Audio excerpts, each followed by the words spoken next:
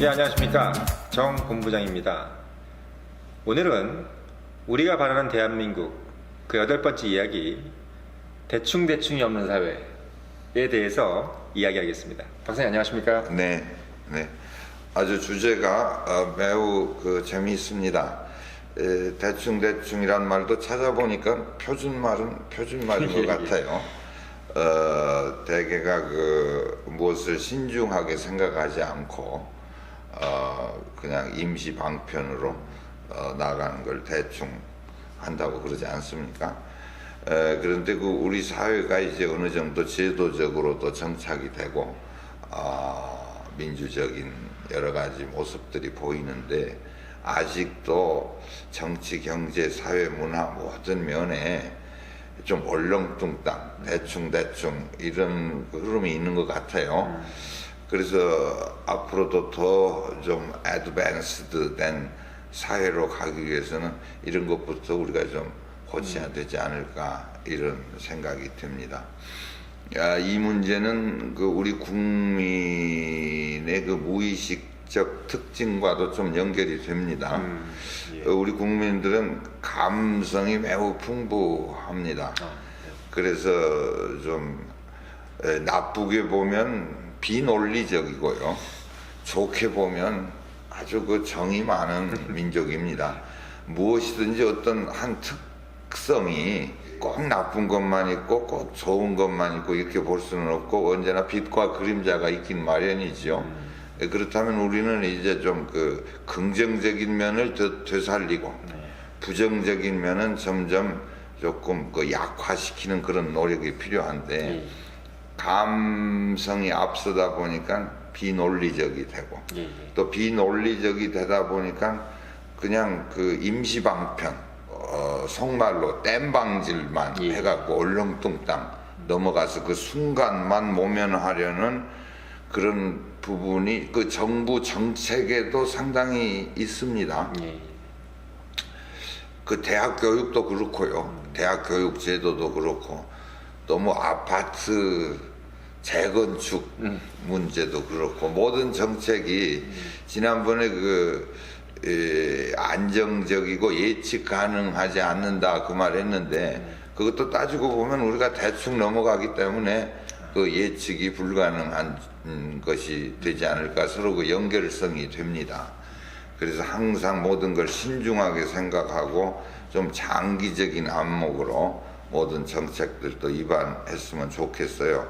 요즘 파퓰리즘이라고 한 거 있잖아요. 이것도 사실은 대표적인 대충대충 얼렁뚱땅입니다. 우선에 표를 모으기 위해서 국민들의 말초신경을 자극해서 그냥 어떻게 감성적으로 좋은 기분을 얻으려고 칭찬을 받으려고 무상급식 한다, 전체적으로 무상급식, 청년들한테는 그냥 50만 원씩 준다, 이런 것들이 깊이 생각하지도 않고 즉흥적으로 우선에 자기 인기 위주로 하니까 파퓰리즘도 전형적인 대충대충의 결과가 아닌가, 나는 이런 생각을 합니다. 그래서 우리 사회에 빨리 그런 것들이 없어졌으면 좋겠어요. 박사님, 미국 사회 같은 경우는 한국에서 이제 봤을 때 상당히 좀 자유스럽고 뭔가 개방화돼 있어서 많은 사람들이 어떻게 보면 좀 느슨하게 행동을 할 거다라는 생각을 하고 있는데 실제는 어떻습니까? 절대 그렇지 않습니다. 미국 사회는 이제 이런 파트가 지금 이제 정책적인 면도 그렇지만 지금 트럼프가 부모 따라온 망명객들, 자제들 학교 다니는 거 비자 취소한다고 그랬지만 또 강력한 반발이 있습니다. 그래서 그것도 완전히 지금 어떻게 될지 잘 모르겠는데요. 죄를 지면 그 순간 넘어갔다 그래서 완전히 된 게 아니라 기어이 언젠가는 그 벌을 받도록 돼 있습니다. 우리나라는 그 순간만 모면하면 또 그냥 그럭저럭 어영부영 넘어가게 되니까 법 무서운지를 모르는데 아주 철저합니다. 미국에서 한번 실수하면 죽는 날까지 그거 대가를 치르지 않고서는 그냥 빠져나가기 어렵습니다. 이게 얼렁뚱땅 전혀 없죠. 그리고 이제 그 건설 공사라든지 이런 것도 보면 우리가 답답할 정도로 시간이 오래 걸립니다. 이건 우리 일반 국민들도 이미 다 아실 겁니다. 우리나라는 무조건 그냥 시간에 쫓겨가지고 얼렁뚱땅 해가지고 빨리 기간 내에 뭐 마쳐야 그게 잘한 건 줄 아는데, 미국은 그 완전하게 하자가 없도록 하니까 시간이 좀 걸리죠. 그런데 이제 그 세상을 살다 보면은 시간이 걸리더라도 완전하게 해야 할 일이 있고, 또 뭐 때로는 약간 임시 방편으로 해야 할 일도 있습니다.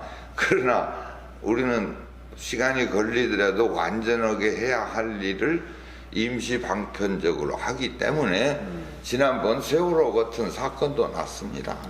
그런데 이번에 또 인천에서 그 무슨 인천 그 아파트 서해안 낚싯배 한 것도 조사를 해봤더니 해경이나 뭐 그 여타 관련 그 기관들이 세월호 때나 똑같더구만요. 맞습니다. 그러니까 그때 뭐 그런다고 난리를 쳐서 나는 본질적으로 좀 좋아진 줄 알았습니다.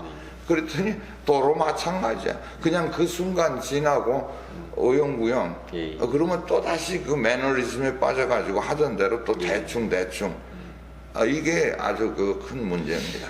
거의 뭐 해경 해체까지 가면서 외형적으로는 상당히 큰 조치를 취한 것처럼 했는데 결과적으로 봤을 때는 아무런 변화가 없었던 거죠. 아무런 변화가 없었던 것 같아요. 뭐 하나 변한 게 있다면 청와대에서 깊은 신경을 쓴 것은 하나 변한 거라고 볼 수 있겠습니다만은, 뭐 밑에 여러 하부 조직들은 아직도 뭐 그대로 얼렁뚱땅 대충 넘어간 것 같아요. 그런데 이제 정신분석적으로 완전성을 추구하는 것이 너무 심하면 그걸 병으로 취급하기도 하긴 합니다. 그걸 옵세시브라고 그래서 강박증이거든. 완전성을 추구하면.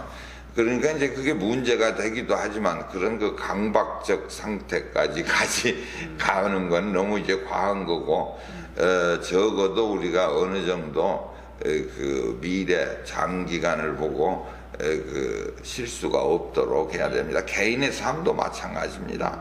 얼렁뚱땅 살아서 되겠습니까? 분명하고 명확한 자기 설계를 하고 자기 인생을 하나 둘씩 꾸려가야 되겠죠. 그런데 우리 사회에 그 얼렁뚱땅 대충 그 순간만 모면하면 그대로 다시 무효돼갖고 언제나 제자리 똑같은 일이 반복적으로 연속적으로 일어나는 것도 바로 그렇습니다. 그와 더불어서 오늘 감히 한 말씀 올리고 싶은 거는, 요즘 그 적폐청산이라고 많이 외치고 있습니다. 적폐청산 분명히 해야 됩니다. 그런데 적폐청산에서 내가 하나 정부에게 한 말씀 올리고 싶은 거는, 인적 청산만 한다 그래서 적폐청산이 되는 거 아닙니다. 지난번에 세월호 때도 인적 청산 다 했습니다.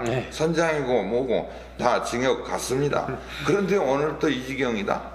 그러면 적폐청산의 본질적인 것은 제도와 시스템, 인적 청산도 물론 중요하지만 보다 본질적인 다시는 그런 일이 일어나지 않도록 제도와 법률을 정비하는 것도 매우 중요합니다.